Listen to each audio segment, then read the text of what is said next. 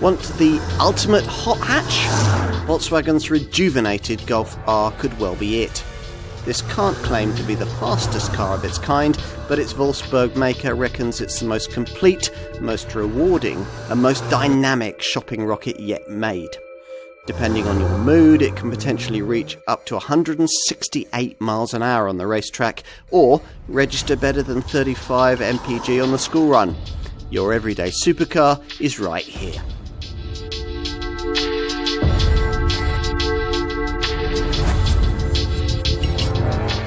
Golf R is the defining super hatch of its generation, which means that this version, based on the 8th generation Golf, has quite a heritage to live up to. Primarily because its predecessors have been just so darn good.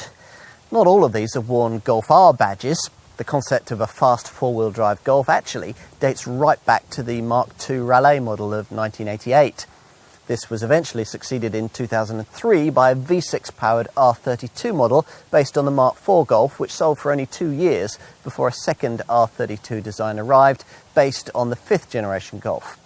The first actual Golf R badged model, launched in 2010 and based on the Mark VI Golf, had the smaller 4-cylinder 2-litre TSI petrol turbo unit that has since characterised this model line. First offered with 270 PS, then upgraded to 300 PS with the launch of the 7th generation model in 2013, and 310 PS when that Mark VII design was updated in 2017. This Mark 8 Golf-based R model hit the market in early 2021, offering more power still, 320 PS, and claiming even more sophisticated drive dynamics, which it will need to distance itself from the much improved front-driven Golf GTI and Golf GTI Clubsport models that share the same basic power plant and can now offer the kind of quick performance that would have satisfied a typical Golf R customer until quite recently. But quick no longer cuts it in a market where this Mark 8 based Golf R must compete not only with merely very fast hatches like the Honda Civic Type R, but also uber quick ones like the Mercedes-AMG A45. So it's essential that this car has evolved. Whether that's happened to a significant enough degree for it to keep its position as the super hatch segment's most definitive model is what we're here to find out.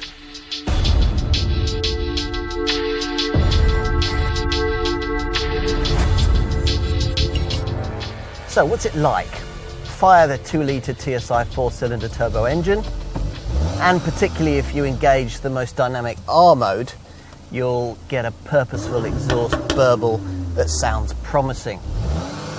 As is the reaction to your right foot once you engage launch control and floor it.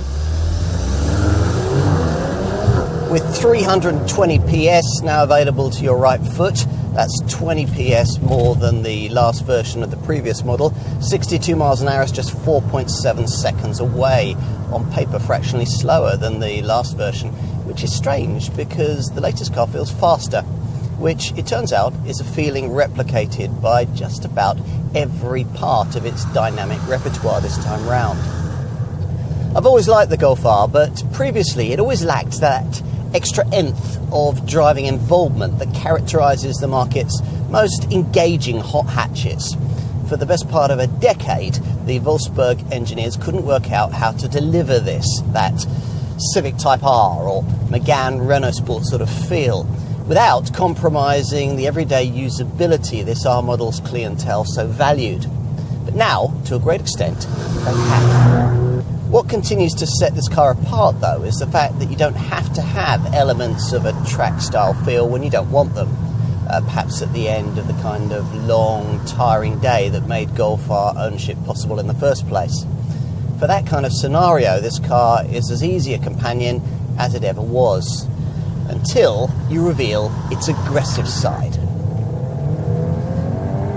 Now, older Golf Rs never really had that. You could drive them hard, but doing so never really got your heart pumping as it might in a track-tamed rival. Mainly because Volkswagen's old 4Motion four-wheel drive system was of the inexpressive front-driven sort, the kind of setup that only sent torque to the rear when it absolutely needed to. But thanks to the addition of what Volkswagen calls R performance torque vectoring, this four-wheel drive system is quite different. The 4Motion Haldex driveline is now less front biased, but the key change comes with its ability to shift torque according to traction, not only from front to back, but also from side to side across the rear axle via an electromechanical multiplate clutch. This allows for up to 100% of possible torque to be directed to the wheel at the outside of any given bend, which in turn reduces the cornering radius, eliminates understeer and makes the car noticeably more agile. It's all good. We've seen this sort of thing in cars of this class before, first with the last Ford Focus RS and more recently with the current Mercedes-AMG A45. Here though it seems to have more of a noticeable effect, possibly because the R Performance Torque vectoring setup is better integrated into every aspect of the drive system. For that, you can thank another new piece of tech on this car, the Vehicle Dynamics Manager. This properly coordinates all the various handling, tractional and suspensional elements more precisely than was ever possible before, primarily looking after the way the four-wheel drive system works with the XDS electronic differential locks, and if DCC adaptive damping has been fitted, the electronic shock absorbers too. Given this fast Volkswagen's heftier price tag, I was disappointed to see that adaptive damping still costs extra on this car. I really can't see why you wouldn't have the DCC option, because it allows you to make proper use of the drive modes you'll be using so frequently. These modes, Comfort, Sport and the R or Race setting that I mentioned earlier, will, as you'd expect, change the characteristics not only of throttle and drivetrain, but also the stability system settings, the sound from the sports exhausts, and the change characteristics of the 7-speed DSG Auto gearbox that, as before, you have to have with this car, though now you can control it via a much more tactile set of larger steering wheel paddle shifters. With DCC adaptive damping fitted, as here, you can significantly change the feel of this Golf in each of the core drive settings, maximising squidginess in comfort for urban use, or enhancing the taut, alert feel you get in R mode. More commonly, you'll default to the mid-sport setting, as the car always does at startup. In its latest guise, the DCC system has been completely reconfigured to be far more tunable, so that a keen owner could set up this Golf R just as a race driver would set up his race car. You do that via the individual section of the drive mode screen, which offers a 15-position DCC slider adjuster, allowing you to be as extreme as you want with setting choice. Get used to this and you'll develop your own preferences. I've found, for example, that a combination of extremes works best: dampers in comfort and the drive mode set to sport, which is great for a combination of highway cruise and fast secondaries.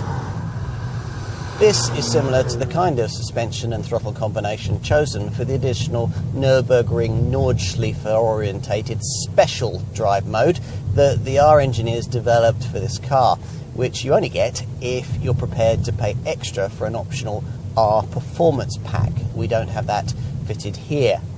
That pack removes the 155 mph speed limiter, raising maximum velocity to 168 miles an hour, hence the addition of a bigger rear wing, and uses the extra sophistication of that R Performance Torque vectoring system to offer a further drift mode, which tweaks the all-wheel drive and stability systems to allow for drifting on private tracks.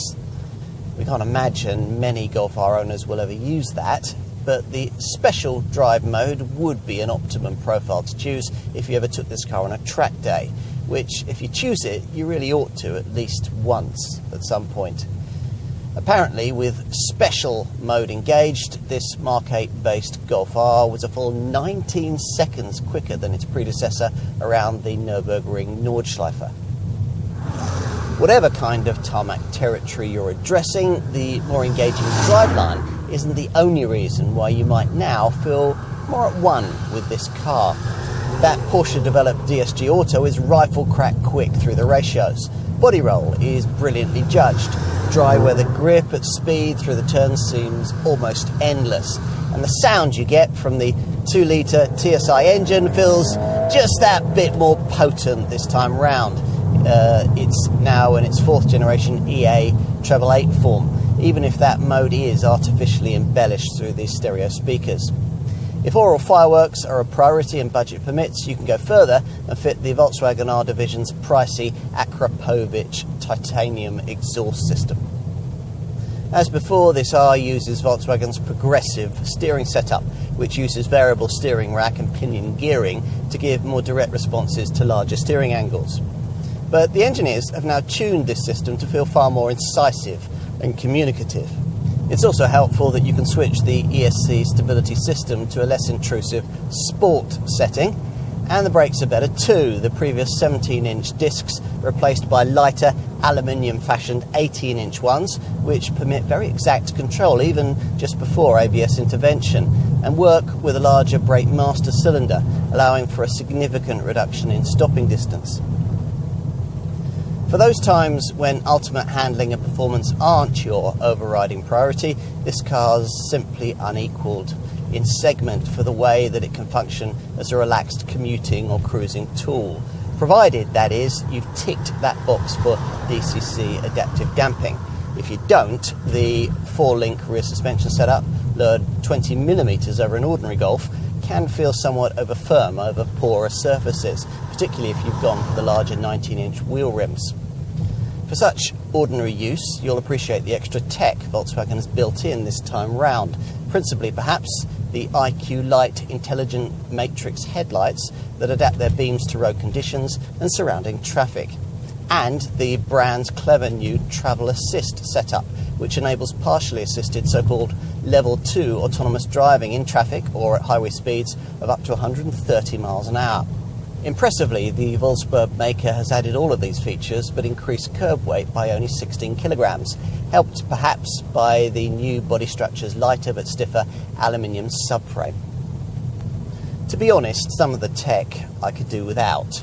All the digitalised cabin screens with their twinkling colours and complicated menus have sometimes had me wistfully thinking back to the halcyon days of analogue dials and easy-to-master conventional switchgear. But otherwise, the march of progress has favoured this car, made it the hot hatch I'd always thought it ought to be. Try it. You'll enjoy it.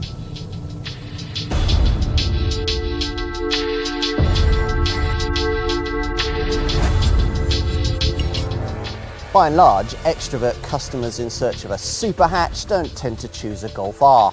This Volkswagen has mastered the concept of super fast speed in a subtle suit, but the Golf GTI also champions that approach. This R model must look a stage more serious. It does, especially this time around. Let's start here at the front, where the bespoke R-style bumper features a motorsport-influenced spoiler, body-coloured side wings, high-gloss black elements, and R-specific air intake grills. Further up, the top radiator grille gets an R badge and a blue crossbar to differentiate this model's top performance status. This bar lighting up as an LED strip as soon as the engine starts and stretching all the way into the wings as a daytime running light via illuminated strips in each LED headlamp unit. In profile, you'll notice the wheels first. Standard R models get these 18-inch Jerez rims featuring blue R calipers for the larger 18-inch brake system. With the performance pack fitted, this car gets bigger 19-inch Estoril alloys. Both R variants get unique side sills and chrome mirror housings. Plus, of course, like all Golf 8 models, this one comes only in 5-door form. It's been nearly a decade since this hot hatch could be had in 3-door guise. At the rear, this R logo sits between the LED tail lights, but the attention of Golf R cognoscenti will be focused further up. They'll want to see if you've stretched to the performance pack variant, which gets a huge performance rear wing to cope with its higher 168 mph top speed. The standard version gets this more subtle roof spoiler. As at the front, the bumper is bespoke and features this black high-gloss diffuser framed at the sides by elegant chrome-plated flap-controlled twin tailpipes for the standard sports exhaust system. That's assuming the car in question hasn't been fitted out with the pricey optional Akrapovic titanium exhaust setup. That's enough on the outside. Let's take a look within, a transition marked at night by R projection puddle lights as you open the door.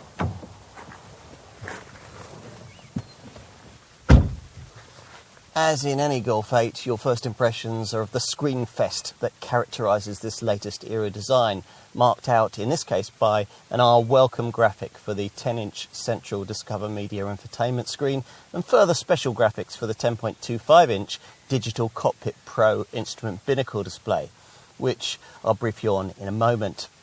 The rest of the cabin has a bespoke R feel too, with R branded sports seats featuring blue checked Sardenga upholstery and integrated head restraints, brushed stainless steel pedals, carbon style dash panel applications, a black headliner, and R specific door trim that echoes the Alcantara style art velours trim on the seat bolsters.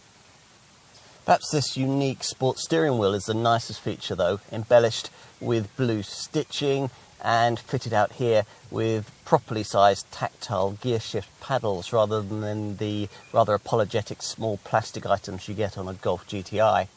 To manually switch ratios, you either use these or the shift by wire buttons next to the stubby new selector on the centre console. On the left steering wheel spoke is the small blue R button you'll need for direct selection of the various driving profiles. A long press takes you straight to Blue Mist R mode with its throaty exhaust note. I mentioned the Digital Cockpit Pro instrument binnacle screen. Well, it looks quite different here compared to a GTI, thanks to a so-called sports skin that gives you an R branded central round rev counter, or you can change to an R view layout with a horizontal rev counter at the top edge of the display, which with the performance pack fitted will include shift lights in the extra special and drift driving profiles, which you'll need because automatic upshifting is deactivated in those modes. The Digital Cockpit Pro screen can also show charge pressure, gearbox temperature, torque, power, a G-forces meter, the torque distribution of the all-wheel drive system, and of course a lap timer. Further clicks on the View button scroll you through 3 more screen themes, a safety graphic, a full navigation map, and a digital speedo, with in each case customisable data boxes provided to the left and right. Anything the instrument binnacle display can't tell you, and much that it can, will be covered off by that 10-inch centre dash touchscreen that we mentioned earlier, which is a decent step forward from the composition media monitor fitted to the previous generation model, though is burdened with this curious slider at the bottom of the screen for volume control, which not everyone likes. If you hate this feature, you'll be pleased to find that more conventional volume buttons are provided on the steering wheel. The main centre screen menu allows you to choose from key options like radio, media, phone, navigation, vehicle, app connect media and assist systems sections.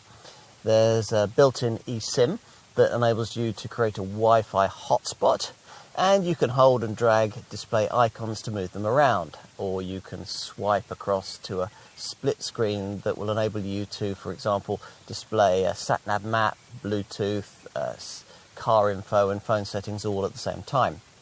There's also an online shop that will allow you to upgrade certain elements of the car's technology after you've bought it, using an over-the-air update system that will allow Volkswagen to potentially improve the screen's functionality over time too.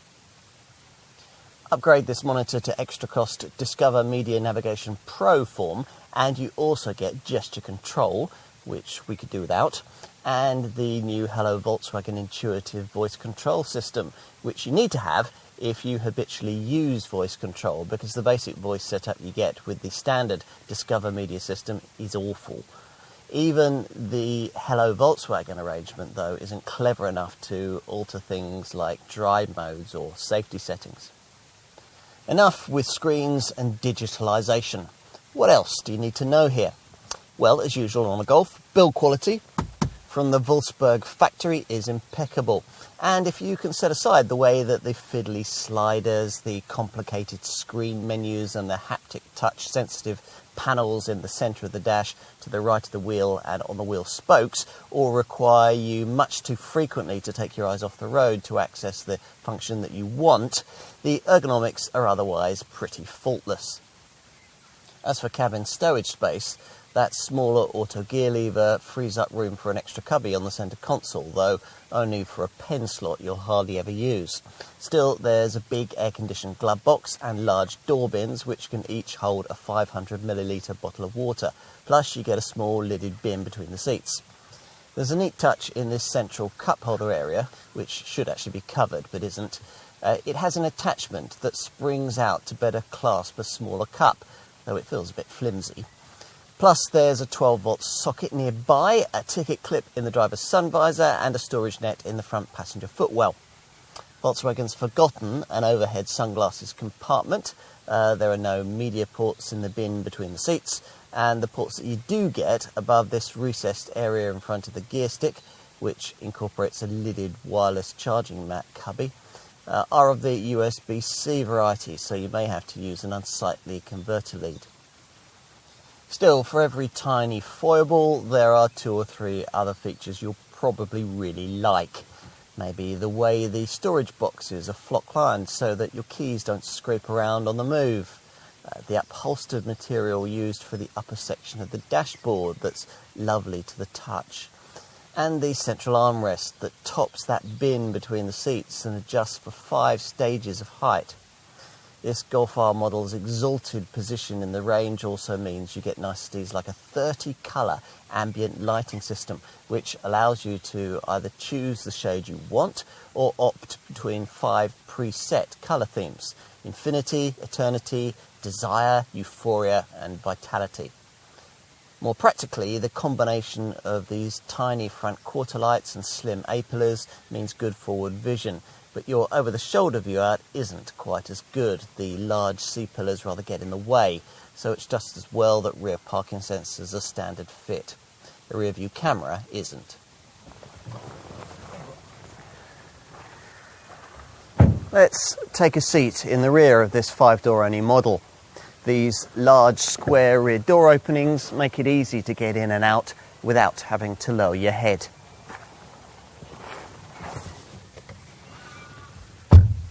Thanks to the extra 16mm of length between the wheels with this MK8 Golf design, there's a fraction more legroom than there was before, so a pair of 6-foot adults can now be accommodated reasonably here, though knee room begins to get pretty tight once the front seat occupants start to slide their seats back.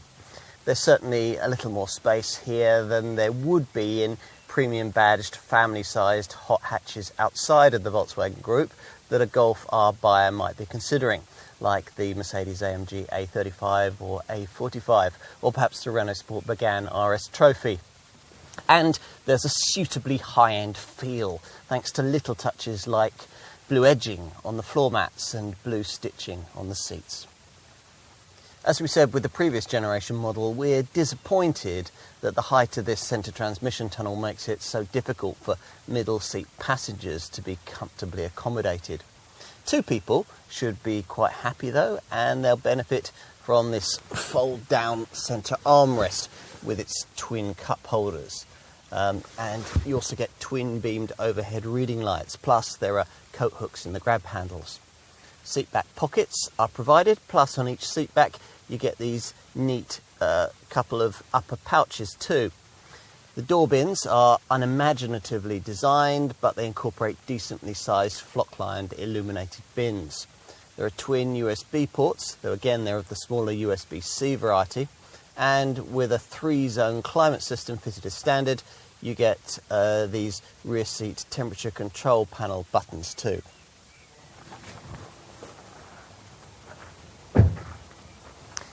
Let's finish this segment by taking a look in the boot, the catch for which, as usual on a Golf, is activated by pushing this centre tailgate badge.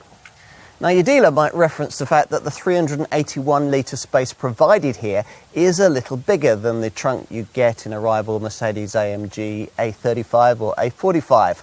but that of a Honda Civic Type R is a substantial 39 litres bigger.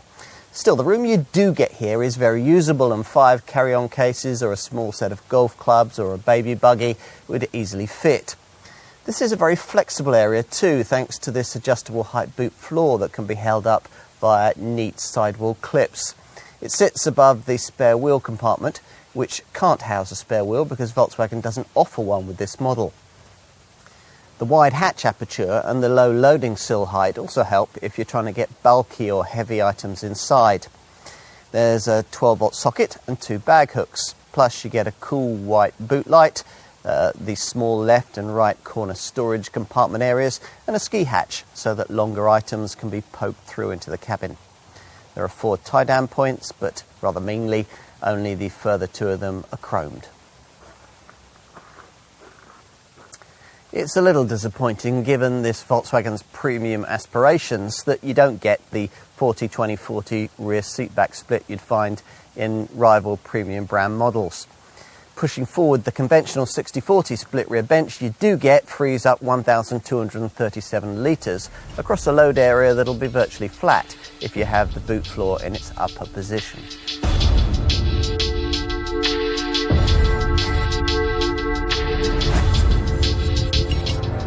From launch, this Mark 8 based Golf R was priced from £39,295 in this standard form. It's 320 PS 2-litre TSI powertrain, complete with 4-motion 4-wheel drive and a DSG auto gearbox. Unlike the Golf GTI, there's no manual gearbox option. Now, that asking figure is actually a fraction less than the limited run Golf GTI Clubsport 45 300 PS model, which was on sale at the time of our test. An ordinary Golf GTI Clubsport 300 PS model is just over £37,000. Both the Clubsport models are front-driven, like an ordinary 245 PS Golf GTI, which, to give you some perspective, was, at the time of our test, just over £35,000 in comparable DSG auto form. If it's a Golf R that you want, there are 2 key decisions you'll have to make right at the outset. One is whether to find an extra £950 for the DCC Dynamic Chassis Control Adaptive Damping System, which you'll have to do if you're to get the most from this latest model's sophisticated Vehicle Dynamics Manager setup. The other decision concerns whether you see a need to find the extra £2,000 that Volkswagen wants for the optional R Performance Pack. This gives you 2 extra drive modes, Drift and Nürburgring track orientated special, plus larger 19-inch Estoril wheels, a big rear wing and a de-restricted top speed, which raises maximum velocity from 155 to 168 miles an hour. In perspective, the pricing here reflects the power positioning. The Golf R costs a bit more than mainstream fast hatches, but it offers more too.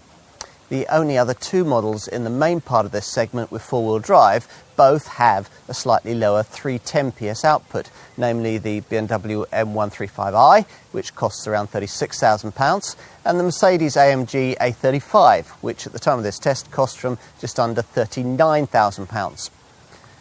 The Honda Civic Type R matches the Golf R's 320 PS output, but is front-driven and costs around £35,000. Also front-driven is the top £36,000 version of the Cupra Leon hatch, which uses much the same 2-litre TSI engine as this Golf, but in 310 PS form. This same engine features in the Audi S3 too, allied to Quattro 4-wheel drive. Finally, also front-driven is the 300 PS 1.8-litre Renault Megane RS, which prices from around £33,000, but in top trophy form costs around £37,000. You could argue quite rightly, though, that all of the cars just mentioned are more directly targeted by the £37,000 300 PS Golf GTI Clubsport model that I mentioned earlier. This Golf R tilts at more exalted models in this segment. No, it doesn't have anything like the firepower of, say, a 400 PS Audi RS3 or a 420 PS Mercedes-AMG A45, but then it doesn't have their £50,000 price tags either, and we reckon that on anything other than a fast race circuit, it'd be just as quick as either of those two models on any road or driving route you care to name. If, having considered all of this and completed the very pleasant task of testing some of these competing models, you conclude quite reasonably that there's nothing in this segment quite like a Golf R, then you'll want to understand just how generous Volkswagen has been this time around with standard spec. Well, let's take a look. Before we get to the R spec niceties, we should start by covering off key core features that all Mark 8 Golf models now get. Things like full LED self-leveling headlights, adaptive cruise control, climate control, air conditioning, and a wireless smartphone charger, plus rear parking sensors, a load-through ski hatch in the rear seat, and an adjustable height boot floor. Media provision across the range is taken care of by what Volkswagen calls a Digital Cockpit Pro setup made up of two elements. There's a 10.25-inch high-resolution TFT-instrument binnacle display screen with customisable menus and information, and a big 10-inch centre-dash touchscreen for the Discover Media navigation package, which comes with sat-nav, a 6-speaker DAB audio system and Bluetooth. It's permanently connected to the internet via an embedded eSIM, enabling online music streaming and real-time traffic information, amongst other things, and also allowing for what Volkswagen calls an in-car shop, which allows you to purchase additional services over the air after vehicle purchase. Plus, there's the CarNet App Connect system that allows use of the Apple CarPlay and Android Auto MirrorLink systems that enable you to mirror the display of your smartphone onto the centre dash screen. Up to 14 driver profiles can be saved on the infotainment system. Settings such as radio stations, air conditioning, map and route preferences are saved automatically according to whoever's driving. There's also a WeConnect app available which will allow you to interact with your Golf R via your smartphone when you're away from it. You'll be able to do things like lock or unlock the doors, remotely activate the horn and indicators, get a vehicle status report, set the cabin ventilation so the car is cool or warm when you reach it. And these remote services can also help you locate your Golf R if you've forgotten where you parked it. Talking of technology, there's a lot of standard driving tech too, principally the ACC Adaptive Cruise Control System, which incorporates predictive cruise control and uses images from a windscreen camera along with navigation data to adjust the car's speed ahead of bends and speed restrictions. Plus, of course, ACC can do all the usual things, adapting your Golf speed to the vehicles ahead and, in the event of a tailback, bringing the car to a controlled stop and starting it off again without driver input. Another clever new standard integrated feature is Car2X, a system which communicates wirelessly with other Car2X enabled vehicles using Wi-Fi technology so as to share information and brief your Golf's electronic systems automatically on traffic updates. So, for instance, if you're stuck in a traffic jam, the system will know before you do when the end of the jam is coming up and will get the adaptive cruise control ready to resume cruising speeds. And Car2X incorporates a hazard warning system that advises you of impending roadworks, accidents and emergency vehicles. It can even detect when other cars with the system are performing panic braking in front of you, and in such an emergency will turn on your own brake lights even before you've reacted to help you avoid being rear-ended. Of course, this being a premium Golf model, you'll want a few niceties, so you'll be pleased to find Golf R trim based on the generously provided for spec of the current Golf GTI. That gets you lowered sport suspension, chromed exhaust pipes, rear privacy glass, heat for the steering wheel, a progressive steering system that makes low-speed manoeuvring easier, and the driver profile selection driving mode setup that allows you to tweak steering, gear change timings and throttle feel to suit your mood. There's also 3-zone climate control with rear passenger controls, a 30-colour cabin ambient lighting system and an LED light strip across the radiator grille that creates continuous illumination with the headlights. On to the R specific features. You get an R styling pack, which gives you uniquely shaped front and rear bumpers, a rear roof spoiler, special side sills, and a black rear diffuser with twin oval chrome exhaust tailpipes on the left and the right. There's also Jerez-style 18-inch alloy wheels with blue brake calipers, matte chrome effect door mirrors, special badging, and heavily tinted glass from the B-pillar backwards. And as on a GTI, LED front fog lights, LED rear tail lamps with sequential indicators, keyless entry, power folding mirrors, and a front differential lock for extra cornering traction.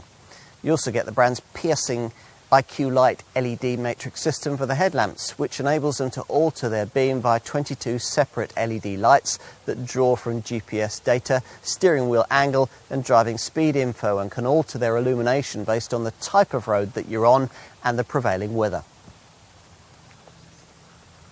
Inside a Golf R, you get sport seats in Sardegna blue cloth with Alcantara-like art velours side bolsters. Plus there's an R-branded heated leather trim 3-spoke multifunction capacitive branded steering wheel with touch-sensitive buttons. Enough on standard spec levels, what about options for your Golf R? We've already given you your two starting points for consideration here, the DCC Dynamic Chassis Control Adaptive Damping System and the R Performance Pack. The next item you'll be encouraged to consider is the throaty Akrapovic Titanium Sports Exhaust, which saves 7 kilograms in weight and delivers an even more engaging soundtrack, as it should do, for an extra £3,100. Three other key things are often specified on this car. We'd want to find the extra £625 the brand wants for its audio upgrade, the Harman Kardon Premium Sound System, which has 9 speakers, a 12-channel digital amplifier and 480 watts of power. That can work through Volkswagen's Discover Navigation Pro infotainment screen upgrade, which, for £1,600 more, adds gesture control, more sophisticated Hello Volkswagen voice activation, and some extra WeConnect Plus remote services. You might also want the luxurious carbon Napa leather upholstery pack, which is unique to the Golf R, and for £2,600 more gives you perforated leather upholstery with contrast stitching, powered front seat adjustment with memory settings, and air-conditioned cooling for the front upholstery. What else? Well, you'll probably blow just over £1,000 more on the 3 features we've got fitted here.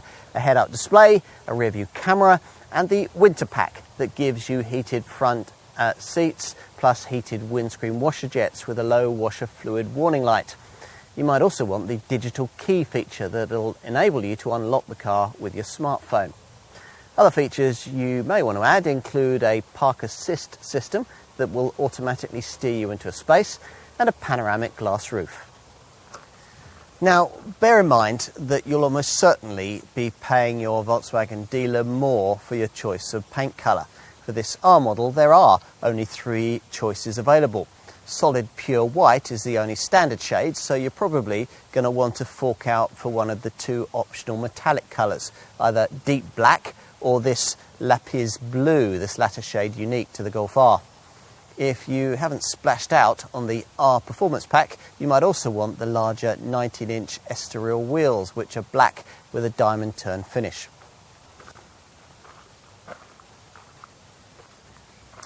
What about practical options? Well, as you'd expect, you can specify a tow bar, and of course you can add in roof bars so that roof boxes and holders for bicycles, skis and snowboards can be installed on top. A bicycle carrier can also be added to the tow bar, and mud flaps are of course available too. For the boot area, you might want to add in a reversible luggage compartment mat, or perhaps a luggage compartment tray or a load liner, and perhaps a luggage net to keep small items from flying around. Annoyingly, you can't pay extra for a space-saver spare wheel. Enough with options. Let's take a look at driver assist systems and safety provision. Now, you'd expect some sort of autonomous braking system on a car of this kind these days. Volkswagen's is called front assist, and as usual with these sorts of setups, it scans the road ahead as you drive. If a potential collision hazard is detected, you'll be warned. If you don't respond or aren't able to, the brakes will automatically be applied to decrease the severity of any resulting accident. For this Mark 8 Golf R model, this setup's incorporated city emergency braking system has been enhanced with predictive pedestrian protection, which is more specifically able to identify people or cyclists who might be about to inadvertently step into your path. Should this sort of situation happen, or if, for instance, another driver suddenly brakes in front of you, further help is provided by a swerve support emergency steering assist system that's automatically activated as soon as you have to avoid an obstacle. After visual and acoustic warnings, this will introduce targeted braking intervention from the assistance system that'll help stabilise the car should you have to perform an evasive manoeuvre. Also now standard on a Golf R is a little bit of technology that Volkswagen is very proud of. Its travel assist setup, which enables so-called level 2 autonomous driving at high speeds. Now this is a camera and radar sensor controlled assistance system that will autonomously accelerate, brake and steer your Golf while maintaining a safe distance to vehicles ahead. It's basically a development of the previous traffic jam assist system, which could accelerate, brake and steer and maintain distance to the vehicles ahead. But whereas that previous automatic longitudinal and lateral guidance system could only be used at up to 37 miles an hour, Travel Assist can almost completely control this car for you at up to speeds of around 130 miles an hour, providing you keep your hands on the new capacitive steering wheel. This Travel Assist pack also includes a clever emergency assist setup, which can take over driving duties completely should you become incapacitated, steering the car to the side of the road and bringing it to a safe and gradual stop. Like every Golf, this one also gets a lane assist lane keeping system that warns you when you stray out of your lane and applies gentle steering assistance to ease you back into it. In addition, there's side assist, which stops you from dangerously pulling out when there's a vehicle in your blind spot, and distance display warning, which alerts you if you're getting too close to the vehicle in front. Plus, you get traffic sign recognition, which pictures speed signs as you pass and displays them on the centre dash screen. All of this is in addition to all the more usual features that come fitted across the Golf range, which have helped to justify this car's 5-star Euro NCAP safety test showing. There are twin front, side and curtain airbags, though disappointingly you don't also get an extra one to protect the driver's knees. There are, of course, Isofix child seat fastenings on the rear bench, plus there's an active bonnet, a sensor-controlled pedestrian protection system that raises the bonnet away from the engine compartment in the nightmare scenario of an impact with a pedestrian so as to reduce injuries. We also like the inclusion of an automatic post-collision braking system that recognises when an impact has occurred and brakes the car to prevent it from being uncontrollably propelled into oncoming traffic. It's also worth mentioning that one of the features of the WeConnect app we mentioned earlier is an emergency call eCall SOS system that, in the event of an accident where the airbags are triggered, will automatically alert the rescue services with your exact GPS location. Other conventional safety features include the normal ESC stability control and ASR traction control systems, plus MSR engine braking control that'll stop you from skidding if you change down abruptly on a slippery surface. If you do get into a skid, a DSR steering assistance feature will help you steer out of it, and you get an ABS braking system further assisted by CBC cornering brake control through the bends, plus an HBA hydraulic braking assistant which helps reduce stopping time when you really slam on all the anchors in an emergency. Plus, all Golfs get a hill hold function to stop you from drifting backwards on uphill junctions, plus tyre pressure monitoring and a driver alert system that'll warn you if sensors detect drowsiness. Further safety options include a side airbag system for front and rear passengers and what Volkswagen calls proactive occupant protection, which uses sensors from the front assist setup to prepare the car to help you survive an impact if those sensors deem a collision to be inevitable. That'll mean your belts will be instantly pre-tensioned while the windows and the sunroof, if fitted, will be immediately closed. It's all very reassuring.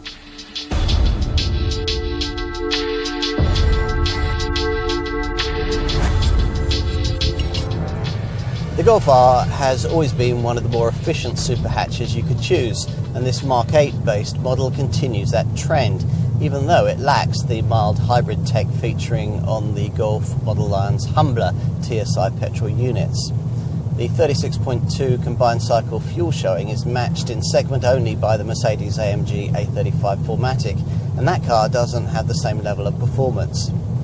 With, say, a Honda Civic Type R, a Renault Megane RS Trophy, or a Mercedes-AMG A45 4MATIC, you'd be going around 3 fewer miles on every gallon and putting out more CO2. Fractionally more in the case of the Honda, but 15 grams per kilometre more in the case of the Trophy or the A45.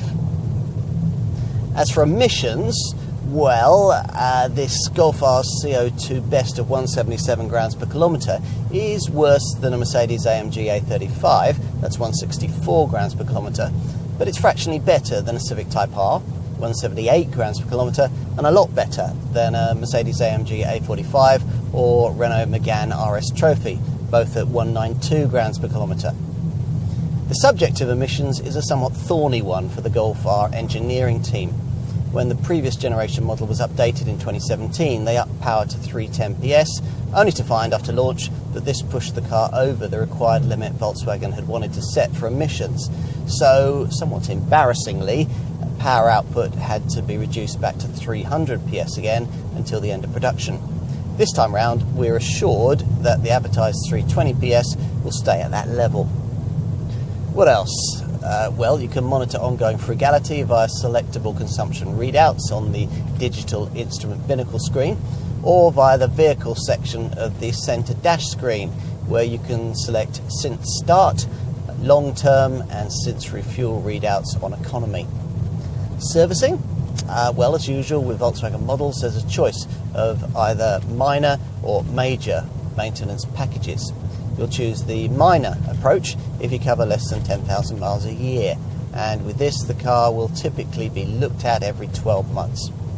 If your daily commute is more than 25 miles, then this Golf will regularly be driven on longer distance journeys.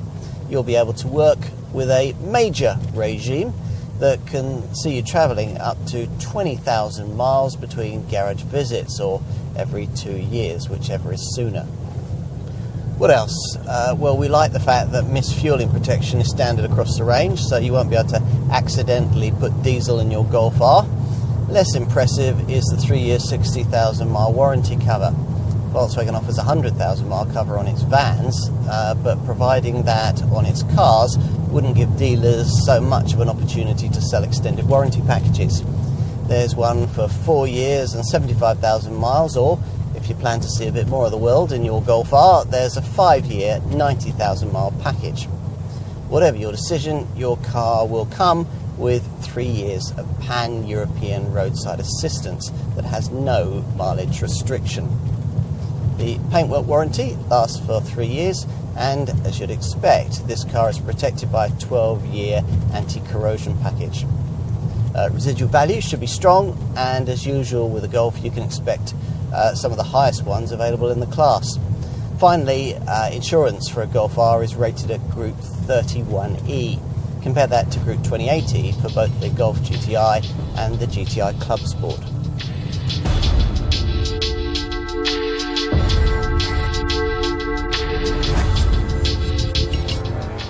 The better this car gets, the pricier it becomes, and the more exclusive its ownership pool ends up being. Which is the way of things, but a pity, because an awful lot of hot hatch drivers would love the car this Golf R has become. Previously, 1 in 10 Golf customers chose an R, and Volkswagen wants to maintain that ratio, though it's difficult to see that happening given this model's newly acquired £40,000 to £45,000 asking price. Still, those who stump up the necessary are unlikely to be disappointed with the mature, sophisticated and extremely rapid shopping rocket delivered to them. It's not the fastest hot hatch of its kind. That title continues to rest with the Mercedes-AMG A45. But in terms of the accessible way you can enjoy its performance, it might just be the quickest real-world choice in the segment. What we like most about the Golf R, though, is that it avoids the single-dimensional race-style appeal of its most direct rivals. The R can offer that with the optional performance pack fitted, though you're still unlikely probably to see many on track days. But unlike, say, an A45 or a Type R, it's just as happy doing the shopping or the school run in a manner that'll cause no eyebrow raising with your perhaps less enthusiast-orientated other half. Its presence in the office car park won't leave you open to suggestions of a midlife crisis either. On the road, the R Performance Torque Vectoring System and the Vehicle Dynamics Manager setup combine to deliver the ultimate cornering engagement that the previous models lacked, though you still don't get the raw, track-tamed feel of the competing models we've mentioned. But chances are, if you're a typical Golf R customer, you'll neither want nor need that, in which case you probably won't need the optional Performance Pack's drift system either, which would be impossible to use legally on a public road. You might still want that pack though for those extra drive modes and that fantastic looking rear wing. The fact that this new era Golf R can be had with a drift system at all tells you something important about the way that the appeal of this car has been sharpened, which means that if you can't decide between a really quick hot hatch like, say, a BMW M135i or a Renault Sport Megane RS, or a ridiculously fast one like, say, an Audi RS3 or that Mercedes-AMG A45, then now more than ever before, I'd say a Golf R is your perfect choice. It's a Golf GTI let off the leash, which, given how much we like that car, makes this one very desirable indeed.